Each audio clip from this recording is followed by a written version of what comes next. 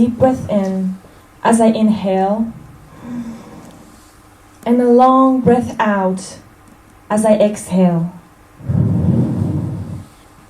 These days, I have a strong relationship with my breath. Whenever I'm in doubt, I'm reuniting and returning to my breath. It actually saved my life.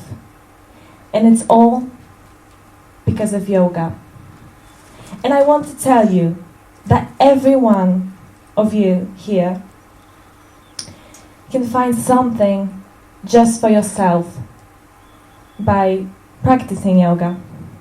Something that can support you in everyday life. As a 15-year-old, I was in a school cheerleader squad. And I remember that as soon as I joined, I've decided to learn the split. So that became my New Year's resolution. And I think we all know that how New Year's resolutions ends, because in general, they don't last long. And that was exactly what happened in my case. I abandoned this challenge after 2 weeks because I haven't seen any results. And I suppose that for many of you it sounds familiar, isn't it? The reason why I'm telling this to you is that, ironically, that was a huge breakthrough in my life. Because thanks to this, I've discovered yoga. Because I was actually watching those videos like Yoga for the Split. But again, I made a huge mistake right at the beginning. Because I was focusing more on the visual aspect of the yoga practice than the actual value of the yoga practice. And on this account, I give up on this challenge. And to be honest with you, I've been failing many times until I finally understand the actual value of the yoga practice. So the word yoga is actually derived from the Sanskrit root yui, meaning to unite, because it unitizes our body and mind. While practicing yoga, we can balance our systems so that we can find the harmony that we can take off the mat. And to understand this union, I needed to change a lot of things. I needed to build the foundations, trust the process, and change my perspective, change the way I was thinking about yoga. And that was the time when I finally started listening to my body and see things like I've never seen before. I stopped comparing myself to anyone, because I've understand that we are all at different places and we have to respect our own personal journey. And that is when we start to work for our body, mind and soul and not against them. And it's not about being perfect. And I will repeat that. It's not about being perfect. It's about the fact that you show up and took that time on the mat just for yourself. Each day you can become more physically and mentally stronger. And with every breath you take, you can simply start again. And personally, I like to say to myself, I can, I will. And these days I'm practicing yoga every day. And it doesn't have to be 1 hour full body yoga practice. It can also be just 5 minutes on your mat, in your bed, blanket. It all doesn't matter, because I'm doing it because I want to and not because I have to.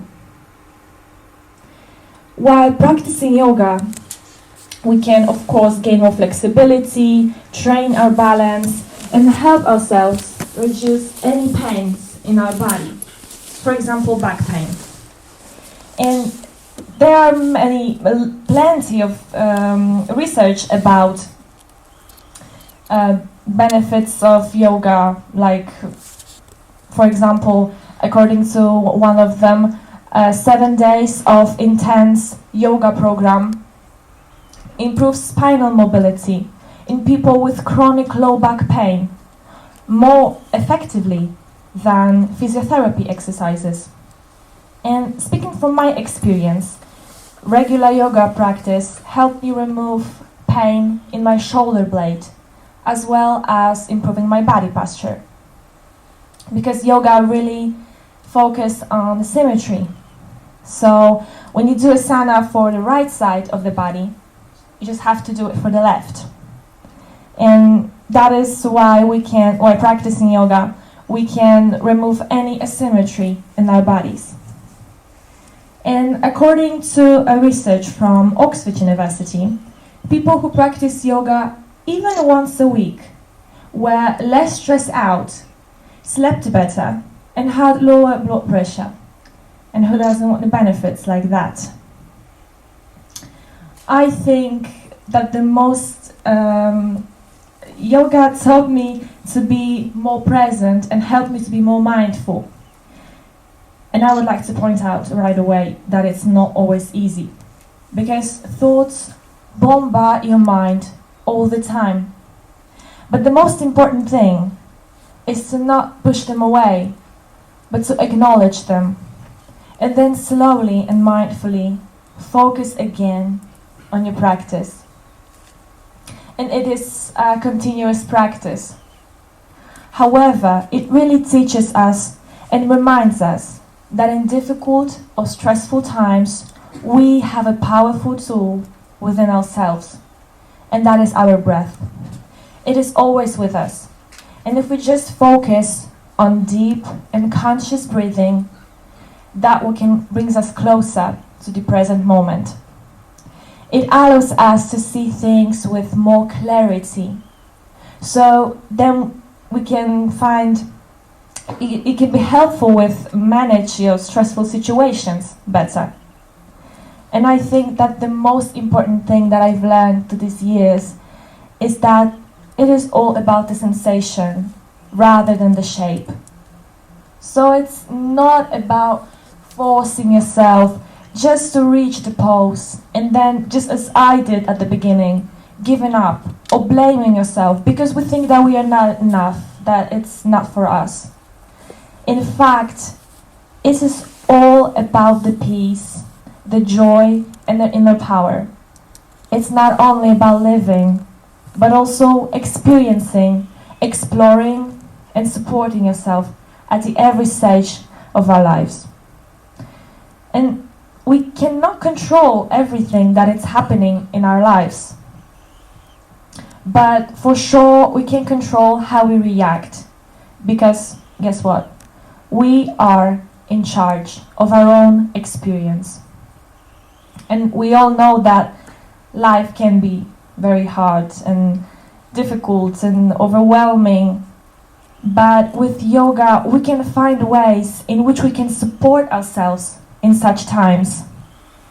Personally, I'm using this time on the mat to bring the awareness, consciousness, and enjoyment into my life. And I know it is hard and tricky at the beginning. I was there. We're just humans. But with practice comes change. And I believe that you will be amazed by the benefits that yoga can possibly give you.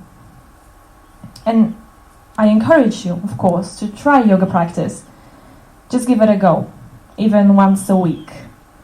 But remember to give yourself so much time, space, and permission to surrender to the power of yoga practice. Thank you.